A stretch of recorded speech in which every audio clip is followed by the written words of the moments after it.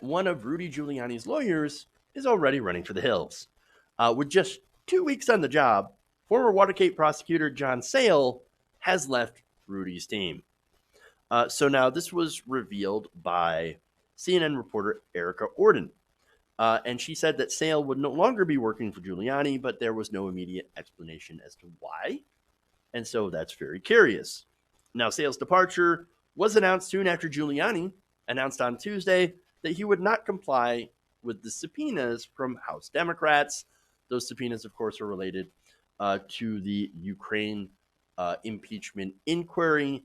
And so he just says, oh, subpoenas? No, no, not going to happen. So let me give you a tweet here from Shaman Pro Kupas.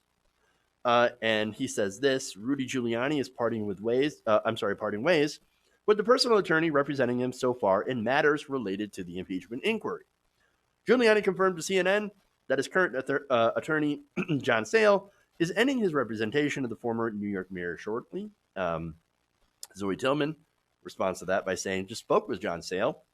He said he was brought on by Giuliani for the sole task of responding to Democrat subpoena, and that task is done. So the representation is over. This was the plan from the start. He said he doesn't know if Giuliani has any other counsel. So now that's interesting. Sale was brought in to help with the subpoena, right, to respond to it. Giuliani has responded by saying, we're not going to give you what you want. What are you going to do about it?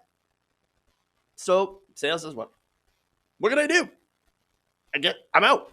I'm done. So that seems odd to me, right?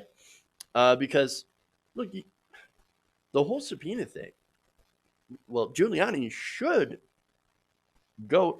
Again, this is an impeachment inquiry. It's not a request from Congress. A subpoena is them saying, you need to come in or give us the information that we require. And if you don't, well, then we have the power to put you in jail. Literally. And so here's the thing, though, right? Giuliani is dealing with Democrats who are notoriously weak. In fact, Nancy Pelosi says, I'm not actually going to hold a formal vote for the impeachment inquiry, which, look, you don't even have to do, right? But the Giuliani and Donald Trump's big defense, the Republicans' defense is, well, it's not an official inquiry. There hasn't been a vote on it, so I guess. But again, that shouldn't actually matter. Nonetheless, Nancy Pelosi does not want to go on record of having people vote in the House for the official impeachment inquiry. And so she is being incredibly weak and saying, well, we already have what we need. Yes, technically true, but I think, to be honest, it's a CYA operation for the red state Democrats so that they do not have to commit to a vote. That does not inspire confidence. Not at all. Look, if the Democrats were stronger, and I know that would be a wonderful thing if we had a strong Democratic Party, is if they were stronger, they would hold a formal impeachment vote. And then if Giuliani and Donald Trump said, we're still not going to give you the information, we're still not going to respond to your subpoenas, then you would send the sergeant at arms, or I should say you would introduce them to the sergeant of arms, and then have that person take you to the jail that they have sitting in Congress. That's the whole point, so that people do not ignore subpoenas from Congress. And so we know Nancy Pelosi not strong enough to do that. She wouldn't risk her beloved decorum.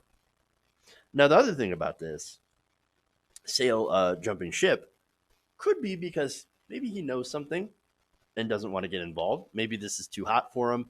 Maybe he's like, there's nothing I can do. Or, there's nothing that I want to do. I don't know. Look, recently you had Giuliani's henchmen getting arrested. Lev Parnas, Igor Fruman. They were literally trying to leave the country on a one-way ticket. You don't leave the country if you've done nothing wrong. And again, these people were working very closely with Giuliani. That's suspicious. Maybe the lawyer's like, I'm not touching that. Not interested. I don't know for sure. What I do know is it's not really a good look when your lawyers start jumping ship. Especially after it was just over a Scaramucci worth of time.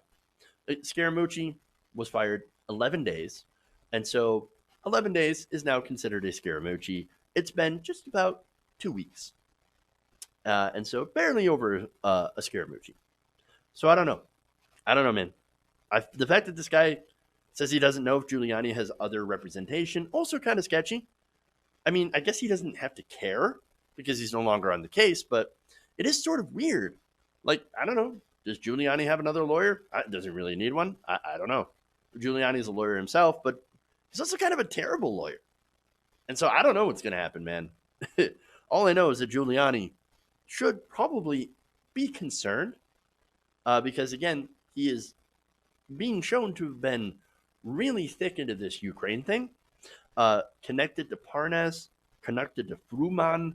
And so we'll see what happens, man. We'll see if the Democrats actually do grow a spine, but probably not. Hey guys, hopefully you enjoyed that free video. Now I'm going to have to ask you a favor. Between the demonetization and the YouTube algorithm messing around with view counts, etc., we're having a hard time adjusting to the new YouTube reality, which is where you guys come in.